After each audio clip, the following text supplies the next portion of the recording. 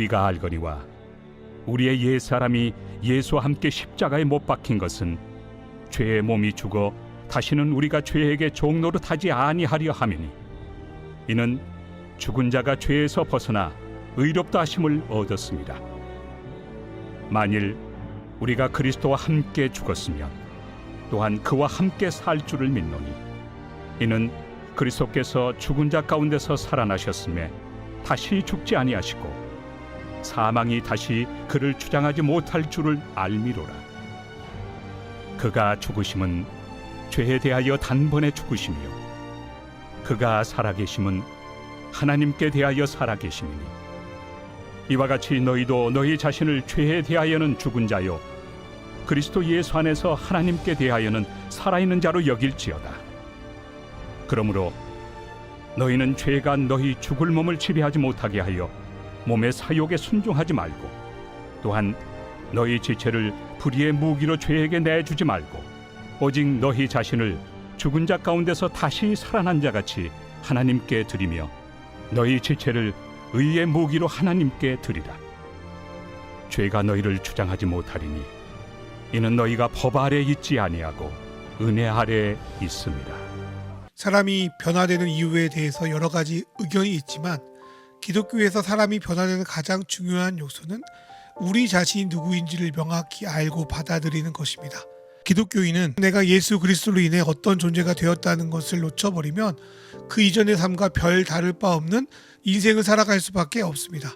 바울 사도는 6절에서 우리가 아는 것이 무엇인지 다시 한번 말씀하고 있습니다. 그것은 예수 그리스도 십자가에 담긴 의미 중에 하나입니다.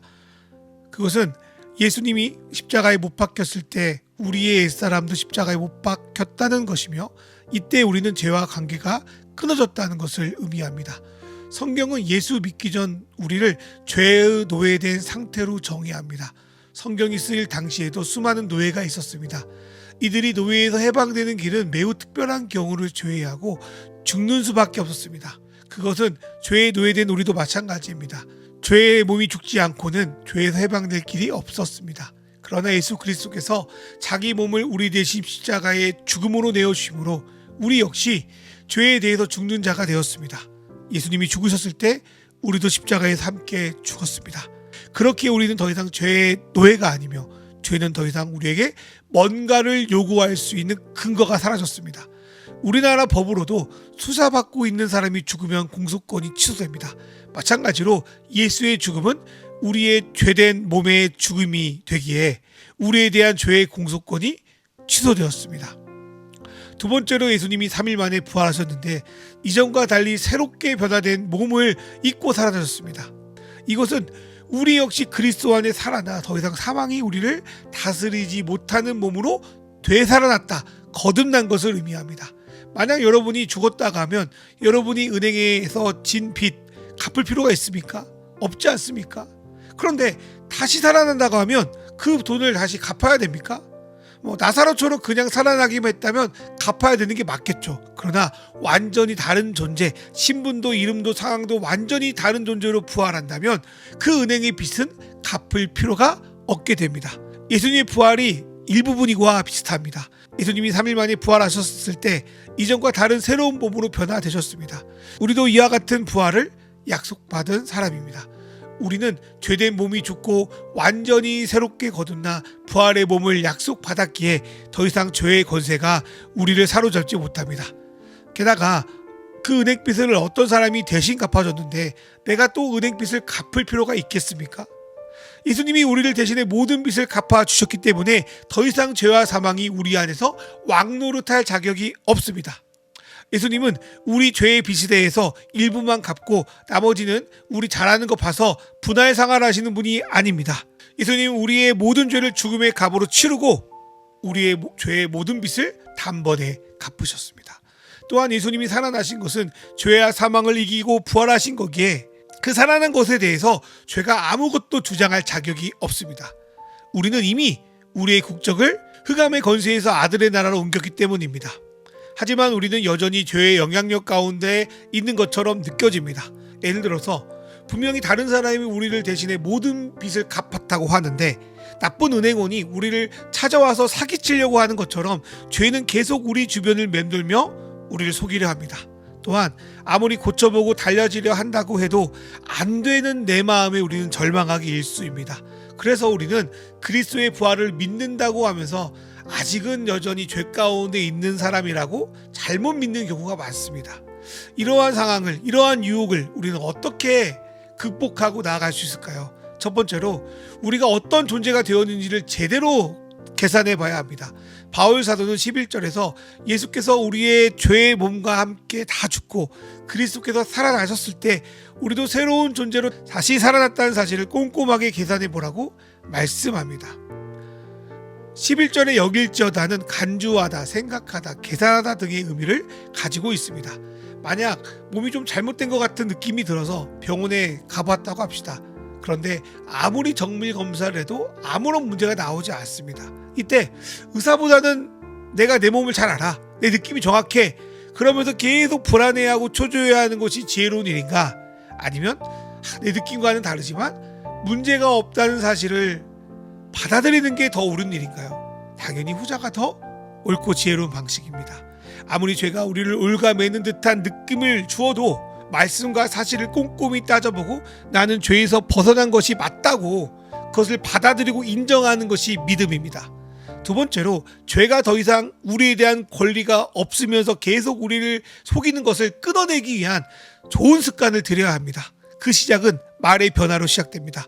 죄는 여전히 우리가 죽을 몸을 가진 존재라고 속이며 계속 우리를 자기 밑으로 구속하려 합니다.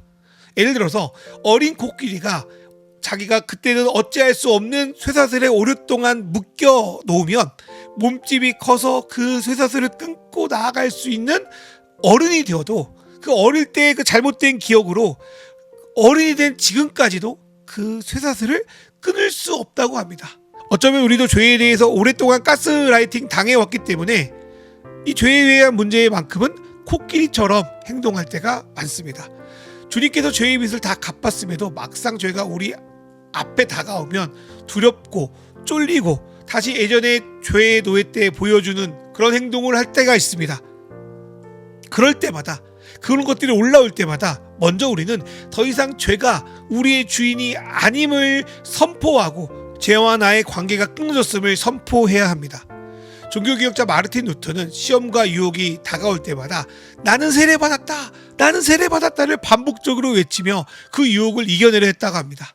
우리에게도 그러한 습관이 필요합니다.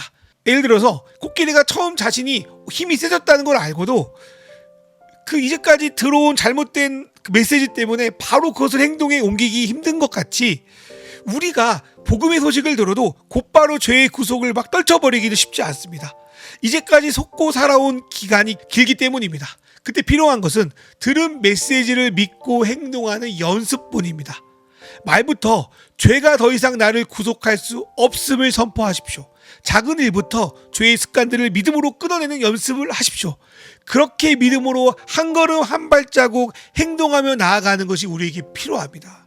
세 번째로 죄를 벗어나려면 우리를 하나님께 드려야 합니다.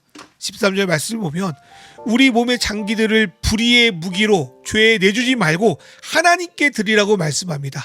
이것은 제물의 몸을 쪼개어 드렸던 구약의 제사를 생각나게 하고 로마서 12장의 유명한 말씀 너희 몸을 하나님이 기뻐하는 산제물로 드리라는 영적 예배를 생각나게 합니다.